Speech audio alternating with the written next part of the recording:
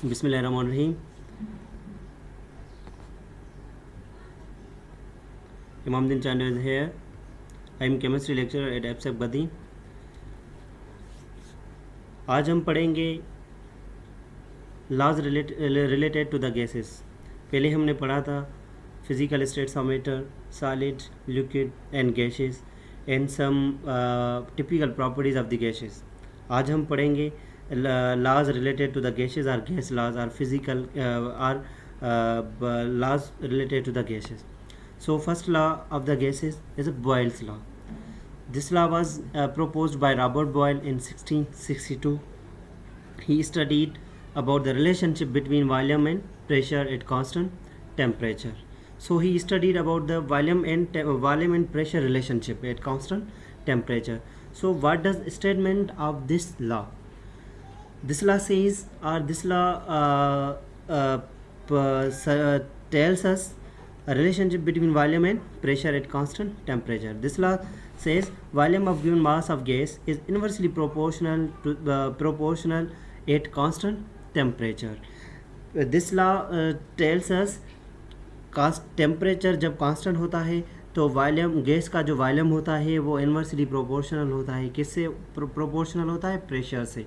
Means जब हम pressure increase करते हैं तो वॉल्यूम डिक्रीज़ होता है, जब प्रेशर डिक्रीज़ होता है तो वॉल्यूम इंक्रीज़ होता है. लेकिन इसके लिए जो कंडीशन होती है वो ये होती है कि जो टेम्परेचर है वो क्या होना चाहिए?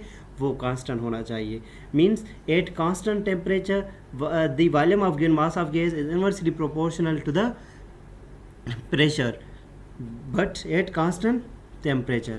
According to this law, volume of given mass of gas decreases with increases pressure or vice versa but at constant temperature. इसका मतलब ये है कि भाई जब आप प्रेशर इंक्रीज करोगे तो वॉल्यूम क्या होगा? डिक्रीज होगा. जब आप प्रेशर डिक्रीज करोगे तो वॉल्यूम क्या होगा? इंक्रीज होगा. लेकिन टेम्परेचर क्या होगा? कांस्टेंट होगा. और वाइस वर्सा.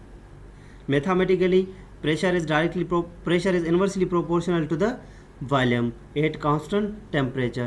So जब proportionally की जो साइन होती है वो रिमूव होती है तो यहाँ पे कोई ना कोई कांस्टेंट होता है. So P into V is equal to K. So what is K? K is a constant which is known as a Boyle's constant. So P is pressure in Newton per meter square. और ये जो pressure Maihar होता है वो ATM में मैयर होता है. पहले मैंने जो है ना प्रीवियस लेक्चर में बताया है कि प्रेशर का यूनिट क्या होता है. जो वॉल्यूम होता है वो DM³ या लीटर्स में मैयर होता है, वो भी मैंने पहले बताया था प्रीवियस लेक्चर में. K is constant. Boyle's law can be stated as the product of pressure and volume of fixed mass of gas at constant temperature. So means this definition is according to mathematical derivation. PV is equal to K means product of pressure and volume. Product means multiplication. जो volume और pressure का जो product है वो क्या होता है? Fixed होता है एट कांस्टेंट टेम्परेचर. जब टेम्परेचर क्या होता है? कांस्टेंट होता है. P1 V1 is equal to P2 V2. तो यहाँ पे P1 and V1 initial pressure and initial volume होता है और P2 एंड V2 क्या होता है? Final pressure and final volume होता है. सो P is pressure of gas, V is volume of gas but temperature remains constant. Mean इस जो गैस लॉ है उसमें टेम्परेचर क्या होना चाहिए? कांस्टेंट होना चाहिए. So this is a graphical representation of the Boyle's law. यहाँ पे देखो कि जो हमारा पहला पिक्चर है जहाँ पे जो प्रेशर है वो क्या है? 1 ATM है. तो उसमें वॉल्यूम क्या है गैसेस का? 1 लीटर है. जब जो सेकेंड है हमारा वहाँ पे देखोगे तो प्रेशर हमारा क्या है? 2 ATM है. तो वॉल्यूम क्या हो गया? 1/2 मीन्स हाफ लीटर हो गया. मीन्स यहाँ पे ये ला प्रूव हो रहा है कि अगर आप प्रेशर इंक्रीज़ करोगे तो वॉल्यूम क्या हो जाएगा? डिक्रीज़ होगा. या वॉल्यूम इंक्रीज़ करोगे तो प्रेशर क्या हो जाएगा? डिक्रीज़ होगा. लेकिन आपका जो लेकिन यहाँ पे जो टेम्परेचर है वो क्या होना चाहिए, कांस्टेंट होना चाहिए. मीन्स इस constant temperature pressure volume of mass of gas is inversely proportional to the pressure. when we increase the pressure, volume will be decrease, or when we increase the volume, pressure will be decrease, but at constant temperature. So this is example of this law.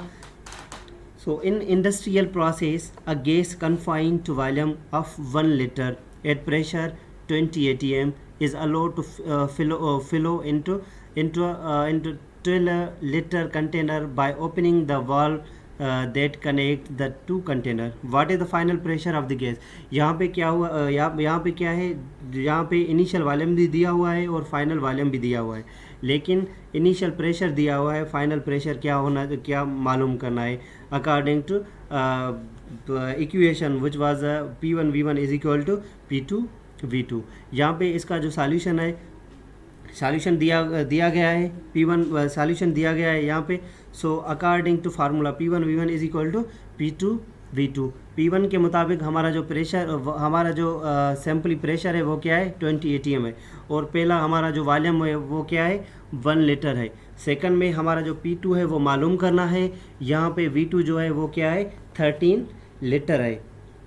सो हम इसको simplify करेंगे तो हमारा जो answer आएगा वो क्या आएगा 1.54 atm. यहाँ पे ये भी प्रूव हो रहा है कि भाई आप अगर प्रेशर डिक्रीज़ करोगे तो वॉल्यूम क्या हो जाएगा, इंक्रीज़ हो जाएगा. यहाँ पे देखो कि पहला हमारा क्या था 20 atm प्रेशर था, तो वॉल्यूम क्या था 1 लीटर. सेकंड में प्रेशर मालूम नहीं है लेकिन वॉल्यूम क्या है 13 लीटर है, तो प्रेशर क्या आ गया 1.54 atm. सो मींस जब हम वॉल्यूम इंक्रीज़ करते हैं तो प्रेशर क्या होता है डिक्रीज़ होता है, जब हम प्रेशर इंक्रीज़ करते हैं तो वॉल्यूम क्या होता है डिक्रीज़ होता है.